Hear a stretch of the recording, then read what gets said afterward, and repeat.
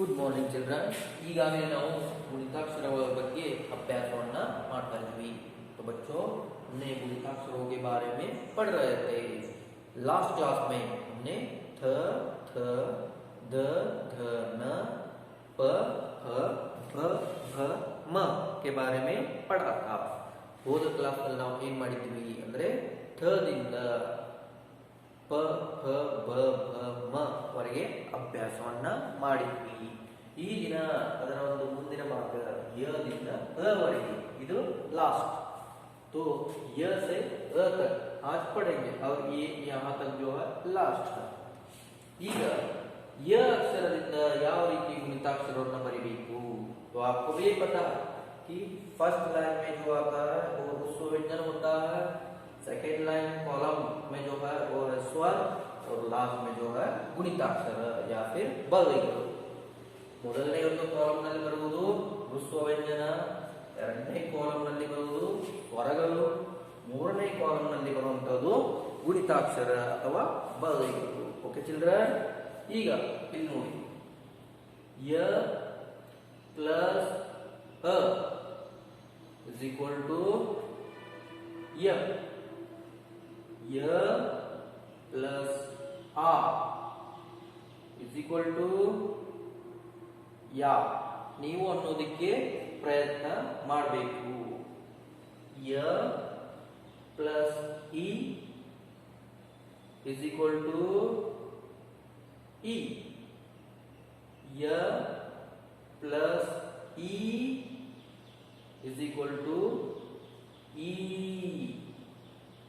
य plus U is equal to U, य plus U is equal to U, य plus रू is equal to रे, रे. य प्लस ए इज इक्वल टू ए, य प्लस ए इज इक्वल टू ए. ಇದು ಎ, ಇದು ಎ, ಎ ಎ. य प्लस ಐ इज इक्वल टू ಐ, य प्लस ओ इज इक्वल टू यो, य प्लस ओ इज इक्वल टू यो, य प्लस औ इज इक्वल टू यौ, य प्लस अम इज इक्वल टू यम, य प्लस आह is equal to ಯಹ. ಇದರ ಬಗ್ಗೆ ನಿಮಗೆಲ್ಲ ಏನಿದೆ ಈಗಾಗಲೇ ತಿಳಿದಿದೆ, ಯಾವ ರೀತಿ ಬರಿಬೇಕು ಮತ್ತೆ ಓದಬೇಕು. ಓಕೆ ಚಿಲ್ಡ್ರನ್, ಈಗ ಏನು ಮಾಡೋಣ, ಇದನ್ನ ನಿಮ್ಮ ನೋಟ್ಬುಕ್ನಲ್ಲಿ ಯಾವ ರೀತಿ ಬರೆಯುವುದು ಅಂತ ನೋಡೋಣ. तो बच्चों अब देखेंगे कि इन गुणिताक्षरों को आपके बुक में किस तरह लिखना है. ओके चिल्ड्रन, ನೀವು ನಿಮ್ಮ ಬುಕ್ನಲ್ಲಿ 1, 2 ಎರಡು ಭಾಗವನ್ನು ಮಾಡಬೇಕು. ಇದು ನಿಮಗೆ ಗೊತ್ತಿದೆ. आपको पता है कि आपके बुक में भी 1, 2 कॉलम ऐसा बनाना है. ಈಗ ಸ್ಟಾರ್ಟಿಂಗ್ನಲ್ಲಿ ಯ ಬರೆಯೋಣ. ಯಾವ ರೀತಿ ಯ ಬರಿಬೇಕಾದ್ರೆ ಗೊತ್ತಿದೆ ನಿಮ್ಗೆ. ಯಾವ ರೀತಿ ಯ ಬರಿತೀರಾ, ಈ ರೀತಿ ಮಾಡಿ, ಈ ರೀತಿ ಇಲ್ಲಿ ಕೊಂಬು ಕೊಡ್ತೀರಾ, ಈ ರೀತಿ ಮಾಡಿ ಇದನ್ನ ह्रस्व ವ್ಯಂಜನ ಈ ರೀತಿ ಮಾಡಬೇಕು. ಓಕೆ ಚಿಲ್ಡ್ರನ್, ಮತ್ತೆ ಪ್ಲಸ್, ಅದಾದಮೇಲೆ ಅ, ಇದಂತೂ ಗೊತ್ತಿದೆ ನಿಮಗೆ. ಎಲ್ಲದರ ಮುಂದೆ ಸ್ವರ ಅ ಇಸ್ ಈಕ್ವಲ್ ಟು ಇಲ್ಲಿ ಬರುವಂಥ ಗುಣಿತಾಕ್ಷರ ಯ. ಓಕೆ, ಮತ್ತೊಂದು ಸರ್ತಿ ನೋಡಬೇಕು. ಈಗ ह्रस्व ವ್ಯಂಜನ ಯನ್ನ ಈ ರೀತಿ ಬರಿತೀರ.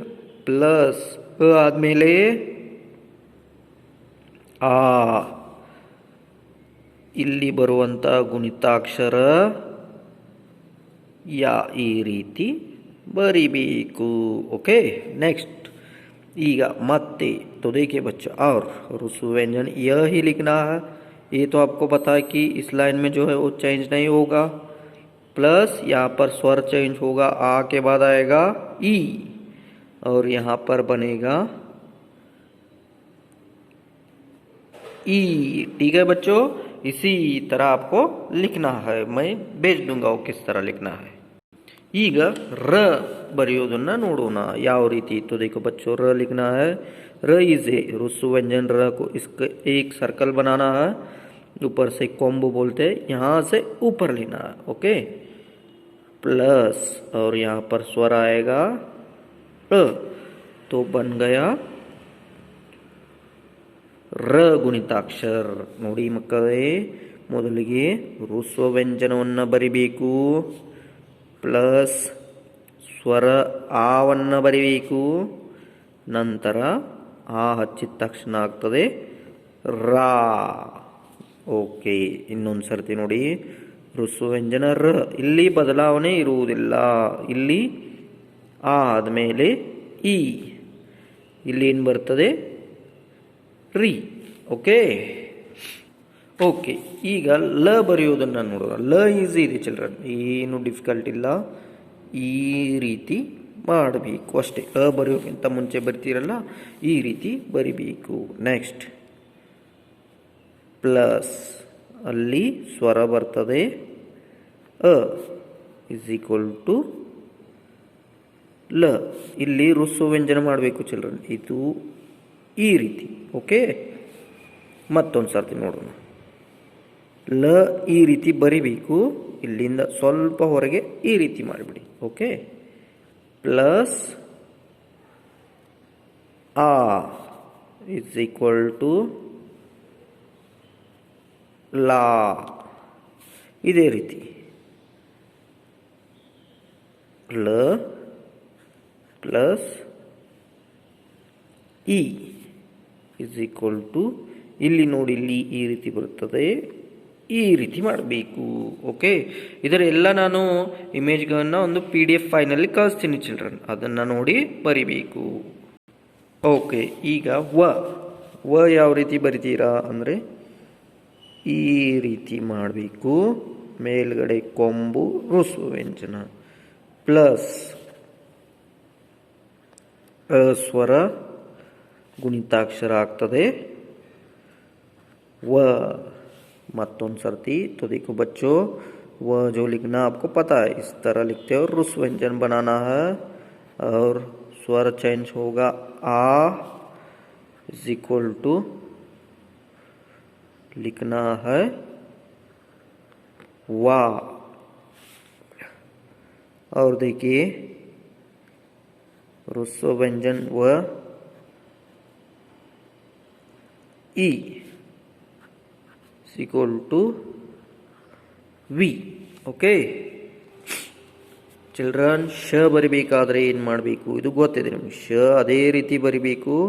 ಇಲ್ಲಿ ಋಸ್ವ ವ್ಯಂಜನ ಪ್ಲಸ್ ಸ್ವರ ಅಂತೂ ಬದಲಾವಣೆ ಇಲ್ಲ. ಓಕೆ, ಇಲ್ಲಿ ಗುಣಿತಾಕ್ಷರ ಬರ್ತದೆ ಶ. तो देखो बच्चों, ऋस्व व्यंजन श लिखना है पहला, उसके बाद जो अधिक या प्लस स्वर आ इज इक्वल टू ಶ. ಓಕೆ, ಇನ್ನೊಂದು ಸರ್ತಿ ನೋಡಿ. ಈಗ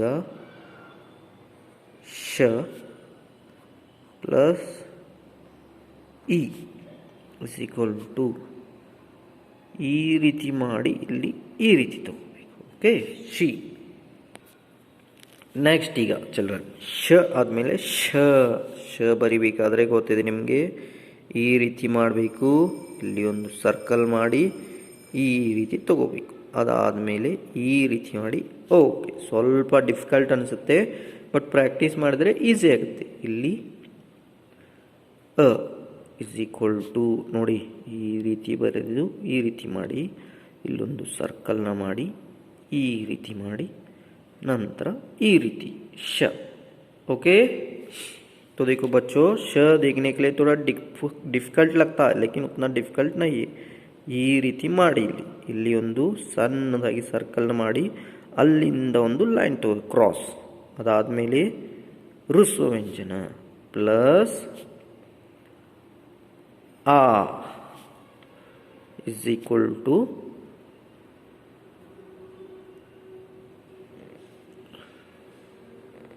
ಶಾ. ಮತ್ತೊಂದು ಸರ್ತಿ ಇಷ್ಟೇ ಬಿಟ್ಬಿಡಿ ಇದು. ಓಕೆ, ಇಷ್ಟು ಮಾಡಿಬಿಡಿ. ಶ ಪ್ಲಸ್ ಇ. ಓಕೆ, ಈಗ ಇಲ್ಲಿ सर्कल माड़ी शी. ओके, और एक बार देखिए बच्चों, थोड़ा डिफिकल्ट लगता है आपको, लेकिन प्रैक्टिस करने पर हो जाएगा. श प्लस ई इज इक्वल टू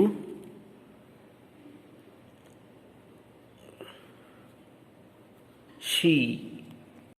ಈಗ ಸ ಬರೆಯುವುದು ಯಾವ ರೀತಿ? ಸ ಅಕ್ಷರನ ಬರೀಬೇಕು. ಇದು ಇದೆ, ಈ ರೀತಿ ನ ಬರಿತೀರಲ್ಲ, ಬರೆದು ಇಲ್ಲಿ ಒಂದು ಸರ್ಕಲ್ ತೊಗೊಂಡ್ಬಿಡಿ. ಓಕೆ, ಇಲ್ಲಿಂದ ಹ್ರಸ್ವ ವ್ಯಂಜನ ಪ್ಲಸ್ ಅ ಇಸ್ ಈಕ್ವಲ್ ಟು ಸ. ಓಕೆ, ಮತ್ತೊಂದು ಸರ್ತಿ ನೋಡಿ. ಸ प्लस आ इज इक्वल टू सा. और एक बार देखो बच्चों, स प्लस ई इज इक्वल टू सी. ओके, ಈಗ ಹ ಬರೆಯೋಣ. ಹ ನಿಮಗೆ ಈಸಿ ಆಗಲಿ ಅಂತ ನಾನು ಏನು ಹೇಳಿದ್ದೆ, ಈ ರೀತಿ ಒಂದು ಸರ್ಕಲ್ ತಗೋರಿ, ಅದಕ್ಕೆ ಜಾಯಿಂಟ್ ಆಗಿ ಇನ್ನೊಂದು ಸರ್ಕಲ್ ಇಲ್ಲಿ ಈ ರೀತಿ ಅಂತ ಹೇಳಿದ್ದೆ, ಹೌದಲ್ಲ? ಓಕೆ, ಈಗ ಬರೆಯೋಣ ಹ ಗುಣಿತಾಕ್ಷರಗಳನ್ನ. ಅದಕ್ಕೆ ಏನು ಮಾಡಿ, ಒಂದು ಸರ್ಕಲ್ ತಗೋರಿ, ಇಲ್ಲಿ ಇನ್ನೊಂದು ಸರ್ಕಲ್ ಮಾಡಿ, ನಂತರ ಹ್ರಸ್ವ ವ್ಯಂಜನ ಪ್ಲಸ್ ಅ is equal to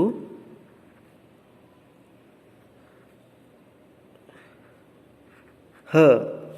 ಇಲ್ಲ ಅಂದರೆ ನೀವು ಈ ರೀತಿನೂ ಬರಿಬೋದು. ಇದನ್ನು ಸ್ವಲ್ಪ ಸರ್ಕಲ್ನ ಈ ರೀತಿ ಇದನ್ನು ಈ ರೀತಿ ಬರಿಬೇಕು.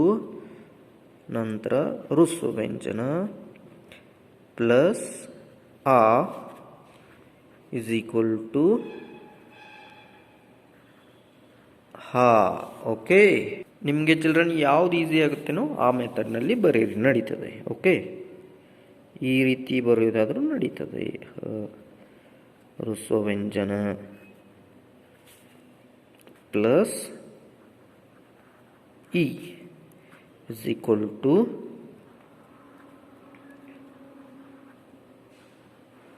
ಹಿ.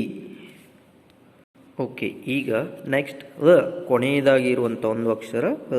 ಇದು ಕೂಡ ಹ್ರಸ್ವ ವ್ಯಂಜನವನ್ನು ಈ ರೀತಿ ಮಾಡಿ ಈ ರೀತಿ ಬರೀಬೇಕು. ಅ ನೆಕ್ಸ್ಟ್ ಪ್ಲಸ್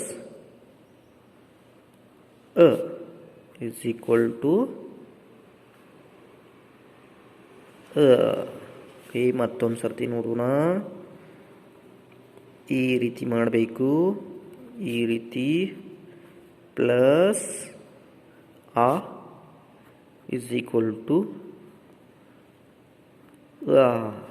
तो देखिए बच्चों, इस तरह लिखना है अ प्लस यहाँ पर लिखना है ई इज इक्वल टू हुई. ಓಕೆ ಚಿಲ್ಡ್ರನ್, ಈಗ ನೋಡಿದ್ರಲ್ಲ ಯಾವ ರೀತಿ ನಾವು ಗುಣಿತಾಕ್ಷರಗಳನ್ನ ಬರಿಬೇಕು ಅಂತ ನಾನು ಹೇಳ್ಕೊಟ್ಟಿದ್ದೀನಿ. ಆದರೆ ಅದರಲ್ಲಿ ಏನು ಮಾಡಿಲ್ಲ, ನಾನು ಪೂರ್ತಿ ಬರೆದಿಲ್ಲ, 1, 3, 4 ಗುಣಿತಾಕ್ಷರಗಳನ್ನು ಮಾತ್ರ ಹೇಳ್ಕೊಟ್ಟಿದ್ದೀನಿ.